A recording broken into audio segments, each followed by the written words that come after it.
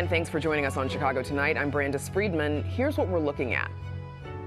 This tragedy occurred as a result of a deliberate and hostile resistance. Concerns over the Second Amendment and concealed carry after the fatal shooting of Alex Pretti by immigration agents in Minnesota. The church should have a voice in the political sphere. We shouldn't have a voice in the partisan sphere. And Cardinal Blase Cupich pushes back on the Trump administration's recent foreign policy moves and actions against undocumented immigrants. He joins us in studio to discuss. First off tonight, Chicagoans may have another official way of finding out if Chicago police officers are violating the city's Welcoming City ordinance by helping federal immigration agents. It is not enough to be a welcoming city on paper. We must enforce our local laws so that we can maintain the trust that we have built between law enforcement and immigrant communities throughout Chicago. Any violation or even the allegation of a violation can undermine that trust. So that is why it's important that there is an independent investigation when concerns are raised. This amendment would allow COPA to do just that. Two city council committees today passed a measure that would give the Civilian Office of Police Accountability the authority to investigate any such allegations. Chicago police officers have faced pointed questions from residents and elected officials since June about their actions as federal immigration raids have intensified across the city. CPD Superintendent Larry Snelling, in a letter to the council, says his officers have complied with the ordinance, but he says he supports the proposed ordinance to further transparency. A group of scientists says it's a, quote, failure of leadership that leads them to move the symbolic doomsday clock by 4 seconds closer to midnight. The doomsday clock is a tool for communicating how close we are to destroying the world with technologies of our own making. The risks we face from nuclear weapons, climate change, and disruptive technologies are all growing. Every second counts, and we are running out of time. It is a hard truth, but this is our reality. The Chicago-based Bulletin of the Atomic Scientists set this year's clock at 85 seconds to midnight, the closest it's ever been in history, with midnight symbolizing global catastrophe. Just last year, it was moved to 89 seconds. The organization cites proliferating nuclear weapons, a lack of regulation over AI technologies, and failure to reduce the threat of climate change among the reasons for the update. Taste of Chicago fans will appreciate this one. Your favorite festival is returning to Grant Park this summer. City officials say the Taste returns July 8th through 12th after being bumped into September for the last 3 years because of the NASCAR street race. That race will not take place this summer after race and city officials couldn't reach a deal. And between NASCAR, Lollapalooza, and the Sueños Music Festival, Grant Park had been closed to the public for the bulk of the last 3 summers. A few more festivals will also take place in Millennium Park this summer. To learn more, check out our website. Up next, a second fatal shooting by immigration agents in Minnesota sparks a debate over gun rights. That's right after this. Chicago Tonight is made possible in part by the Alexandra and John Nichols family, the Polk Brothers Foundation, and the support of these donors.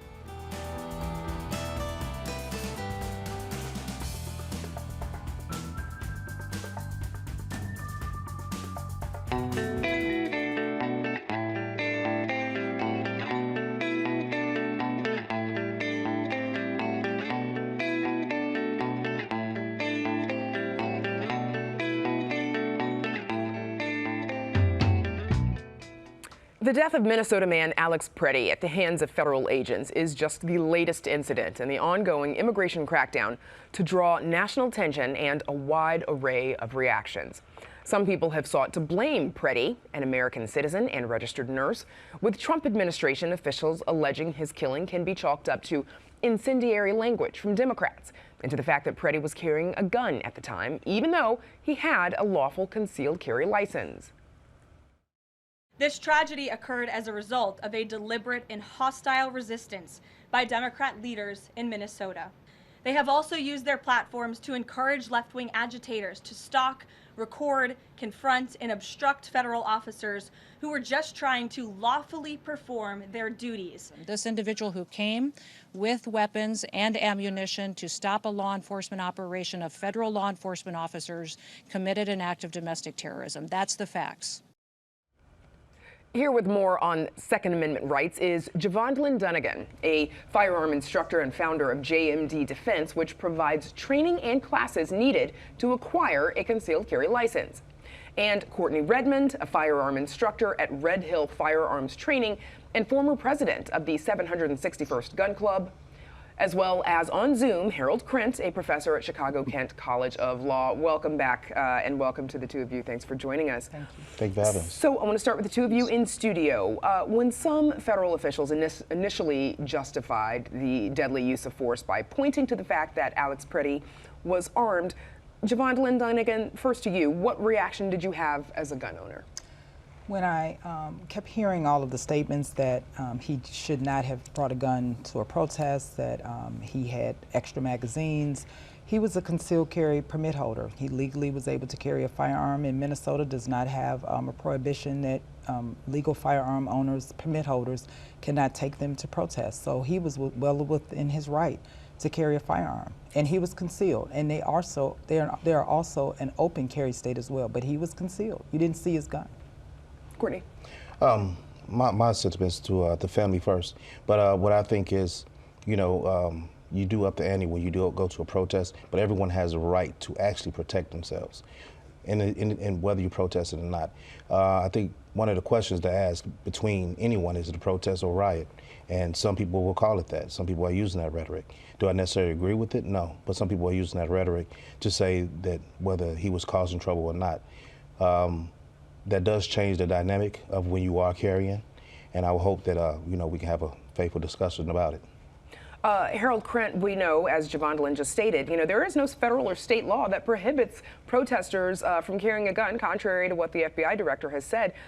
Do you think the presence of a firearm, though, is that enough to justify the deadly use of force by law enforcement? Of course not. It never has been, and indeed, many supporters of the Second Amendment are pushing back at what the administration has stated. I think the administration is trying to recede on this one as well. The fact that they didn't even see the gun until after he was rudely pushed to the ground and he was in no position to use the gun. So it's absolutely a disgustingly lame excuse, and I hope we see justice in this case, whether it be prosecution or whether it be a tort suit. And it gets down to, I think, what the other panelists just said. There's been terrible training here. And they're trigger happy, and they don't know when. It's not an easy decision when to pull a trigger, but they're trained. Law enforcement agents are trained about what to do, and these individuals seem to lack basic training. DHS officials also said, Harold, that Pretti was obstructing a law enforcement operation, which, again, not necessarily grounds for deadly force, but how is that determined on the ground in the moment, whether or not he's obstructing a law enforcement operation? Well, generally, you have to be hindering law enforcement in their conducting a law enforcement operation, or you have to be trying to hide someone that the law enforcement agents are trying to apprehend, something along those lines. And in this case, he was filming. So the idea that he was obstructing any kind of lawful enforcement operation by filming is, again, preposterous, at least from everything that we know of from the videos that have been collected. So yes, it's possible that someone can hinder a law enforcement agent, but in this case, it's a bystander with a phone. The first assistant U.S. attorney for the Central District of California, so in California, Bill Asaley, he posted to social media saying, quote, "If you approach law enforcement with a gun, there is a high likelihood they will be legally justified in shooting you. Don't do it." Javondlyn, you're a former law enforcement officer. What is your reaction to that statement? That makes sense, what he's saying, but he did not, Pretti did not approach the officers. If you look at the video, the officers aggressively knocked the lady down. He was trying to protect the lady, and then they walked up on him. So he still had his camera high enough at, where he was filming, so it didn't look like he was reaching for a gun. They did not see a firearm. I mean, nothing in the video showed me a firearm until one of those officers retrieved the gun when they were, when they had him on the ground. So situation would have been different had someone had a gun in hand walking towards officers. Absolutely. And he was walking away, walking back. They were walking aggressively towards him. The Second Amendment Foundation, they were concerned with some of the commentary that's coming from folks like Asalee, saying that he was contradictory to the right to bear arms. Here is what the Second Amendment Foundation said in a statement, quote, "The claim that some are making that the peaceable carry of a firearm near officers is enough to justify them using lethal force is an affront to the Second Amendment rights of all Americans. People should not fear interacting with police officers just because they are lawfully carrying."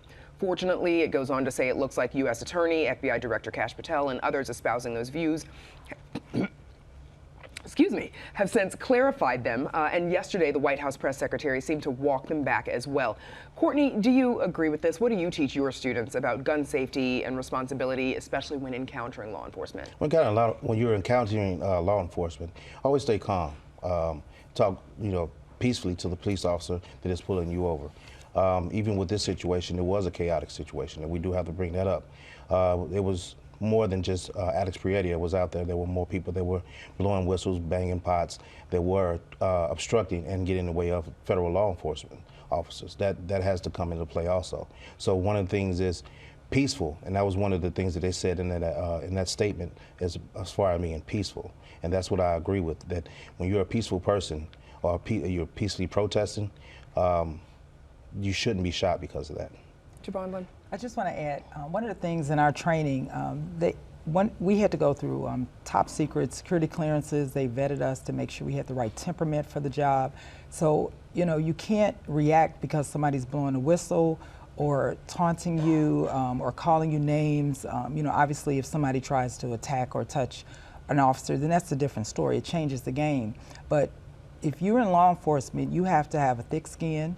You should know how to interact with the public and how to handle crowd control. I am concerned about how fast maybe these individuals were trained or maybe not trained because they seem to be very trigger happy. And so just because somebody's blowing a whistle should not be enough for you to just react and pull your firearm and shoot somebody. Harold, the administration, they have made some changes since the shooting. Greg Bovino has been replaced by Border Czar Tom Homan. There seems to be some communication between Governor Tim Walz and President Trump. Some Republicans themselves are calling for an investigation.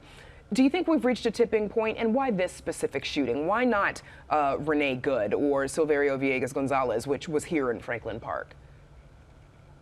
And the fact that there's been two shootings in Minneapolis so close together, and the fact that the rhetoric has been so far removed from what people can see on the videos is having an impact. And I think Republicans are starting to push back. We haven't seen this very often during this administration, but I think this is some of the first signs that Republicans are saying, enough is enough. We live in a civil society. You cannot have trigger-happy ICE agents, going all over the place.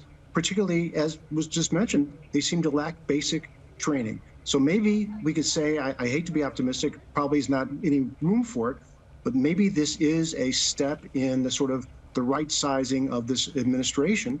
And so they will not provoke individuals, or they have been doing so shamelessly for the past months. All right, that is where we'll have to leave it. My thanks to the three of you for joining us, Javon Dunnigan, Courtney Redmond, and Harold Krent. Thank you. Thank you. Thank you. Take care. And if you want more information on Illinois' gun laws, please visit WTTW.com/explains. Up next, one-on-one with Cardinal Blase Cupich.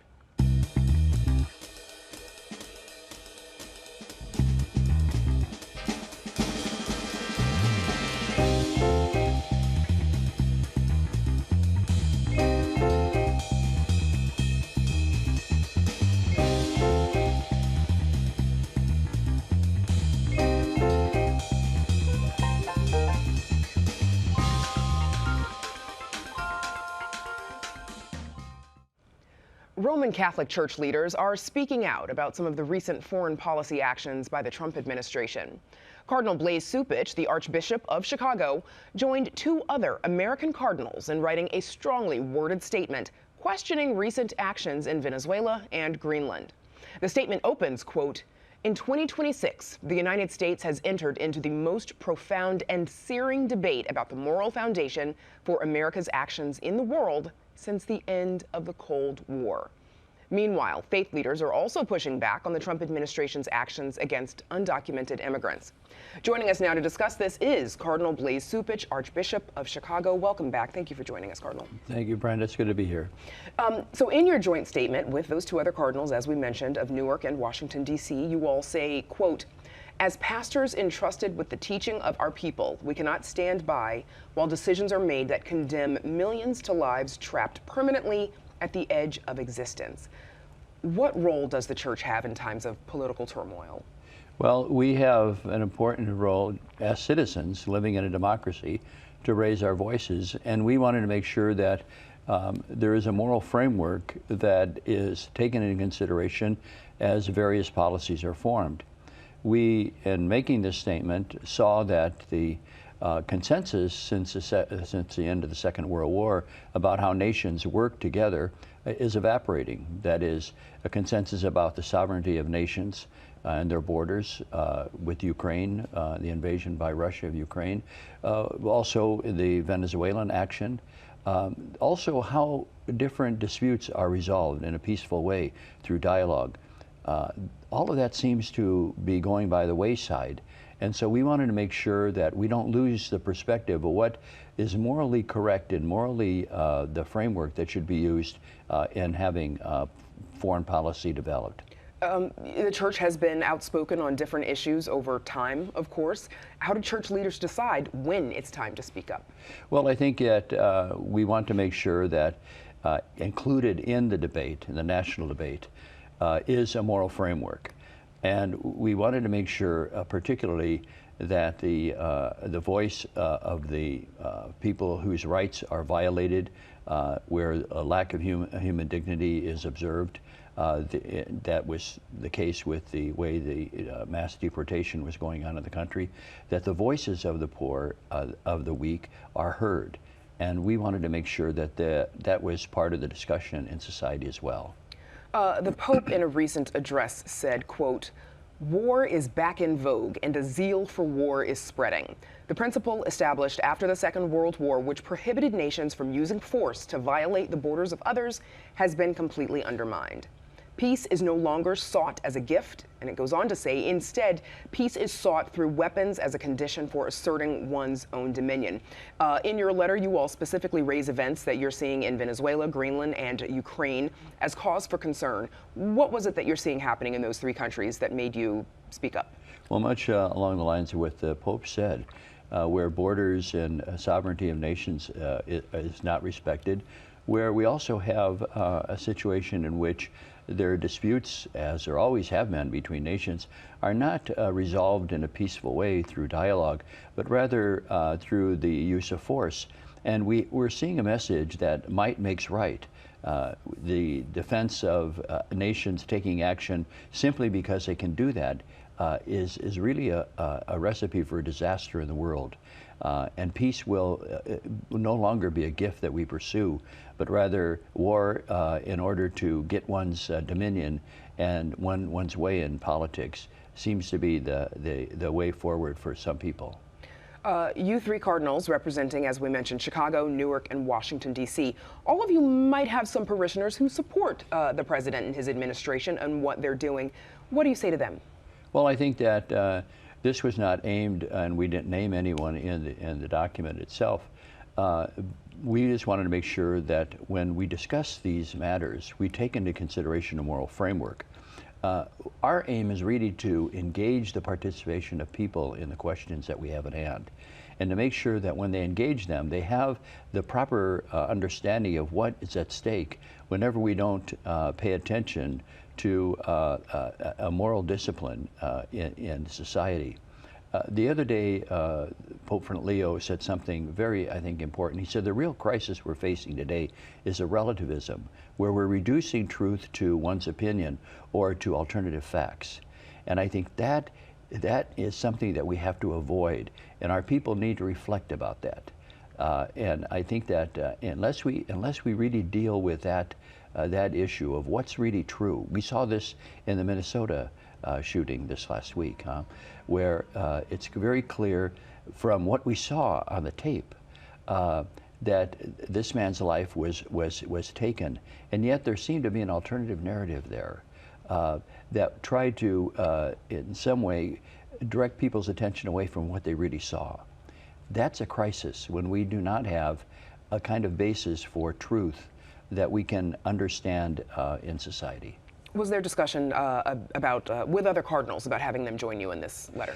Well, we are the only 3 cardinals who are heads of dioceses. So the full breadth of cardinals who have dioceses were in this.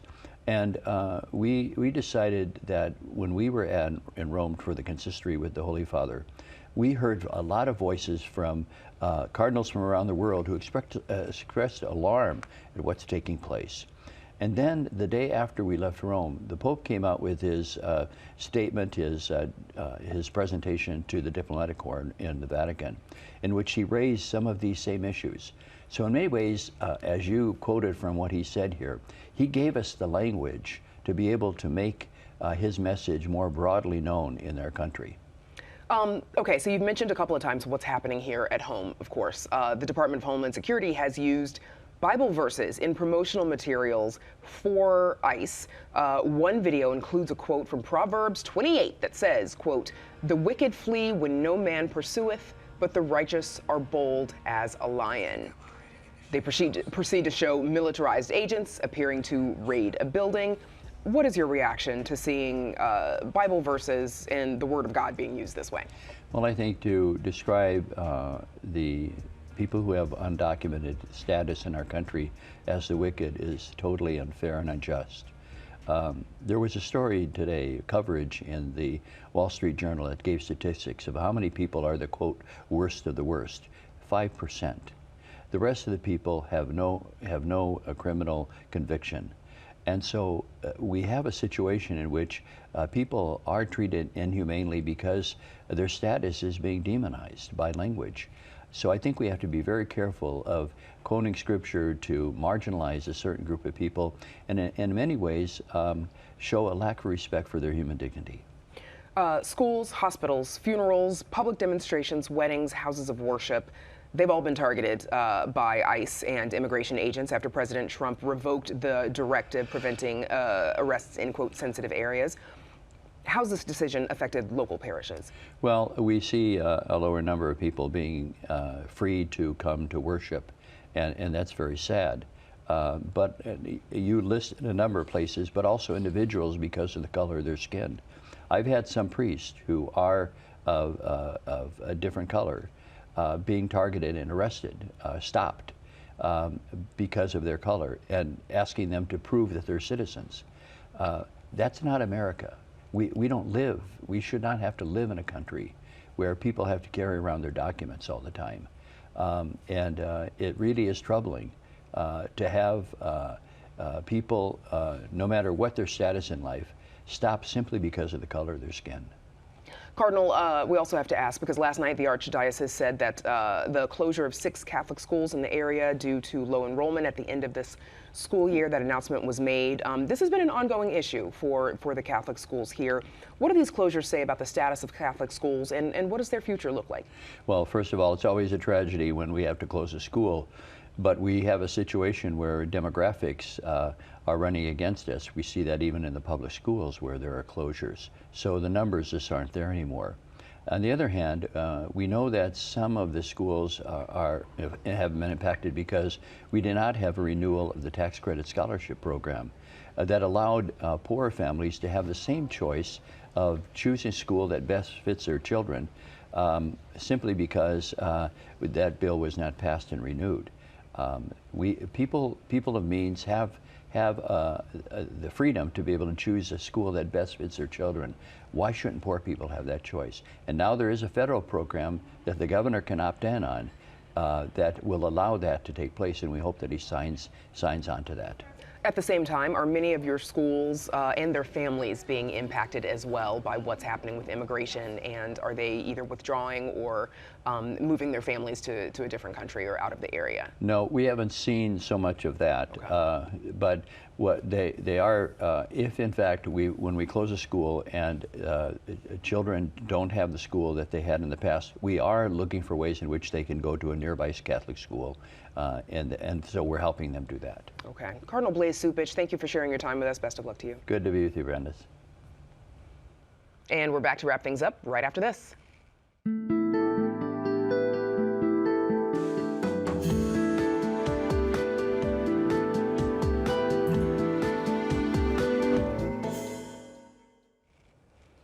And that's our show for this Tuesday night. Check out our website for the latest from WTTW News, including clips from our archive as we look back 40 years ago when Chicagoans celebrated the Chicago Bears' dominating Super Bowl victory.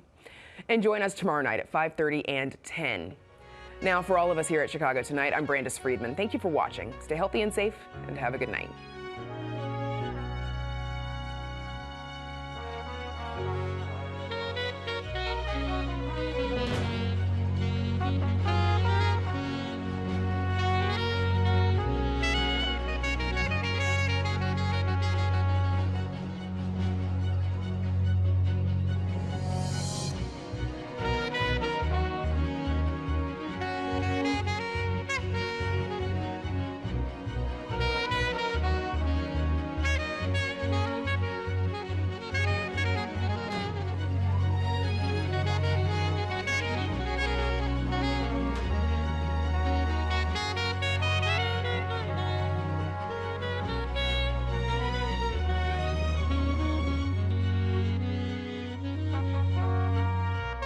Closed captioning is made possible by Robert A. Clifford and Clifford Law Offices, a Chicago personal injury and wrongful death firm and sponsor of programming that offers continuing education to fellow legal practitioners in Illinois.